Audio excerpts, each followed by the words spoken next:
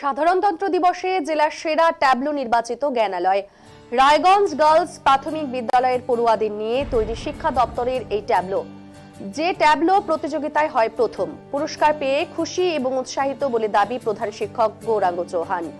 উল্লেখ্য, 26শে জানুয়ারি রায়গঞ্জ স্টেডিয়ামে জেলা প্রশাসনের তরফে আয়োজিত সাধারণতন্ত্র দিবস উপলক্ষে ফি বছর সাংস্কৃতিক অনুষ্ঠানের পাশাপাশি ট্যাবলো প্রতিযোগিতা অনুষ্ঠিত হয়।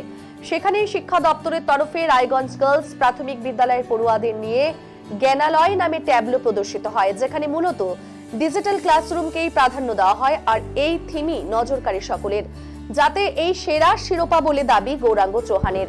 তার আরো দাবি, সরকারি প্রাথমিক বিদ্যালয়ে পড়ুয়াদের আকর্ষণ বৃদ্ধিতে এবং লেখাপড়ার মানোন্নয়নে এই ডিজিটাল ক্লাসরুমের ভূমিকা যথেষ্টই গুরুত্বপূর্ণ।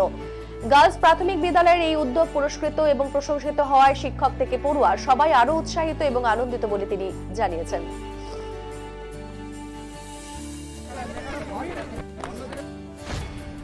দেখুন, যে সাধারণতন্ত্র ৭৬তম সাধারণতন্ত্র দিবসে যে উত্তর দিনাজপুর জেলা প্রশাসনের উদ্যোগে যে প্রতিযোগিতামূলক ট্যাবলো হয়েছিল, তার মধ্যে সর্বশিক্ষা মিশনের যে ট্যাবলো হলো জ্ঞানালয়, সেই জ্ঞানালয় হচ্ছে পুরস্কৃত হয়েছে, ফার্স্ট হয়েছে। এবং এখানটায় আমাদের ছাত্রছাত্রীরা, গার্লস প্রাথমিক বিদ্যালয়ের ছাত্রছাত্রী ডিজিটাল ক্লাসরুম, বেঞ্চ থেকে শুরু করে আমাদের টোটালটাই আমাদের মডার্ন এডুকেশন পদ্ধতিটাকেই আমরা যেটা তুলে ধরার চেষ্টা করেছিলাম, সেটাকেই জ্ঞানালয়ের ট্যাবলোতে ছিল।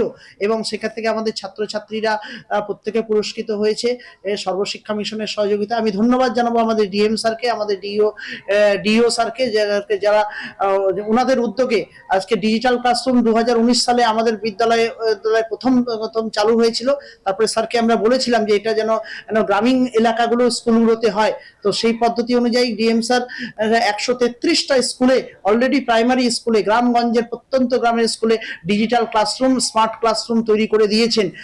রং করা বেঞ্চ থেকে শুরু করে বিদ্যালয় এবং ডিজিটাল বোর্ডে পড়াশোনা হচ্ছে, সেইটারই মডেল হিসাবে তুলে ধরা হয়েছিল।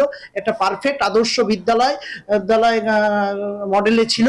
সেই মডেলে আমাদের বিদ্যালয়ের ছাত্রছাত্রীরা অংশগ্রহণ করেছিল। আমি সকলকে ধন্যবাদ জানাবো।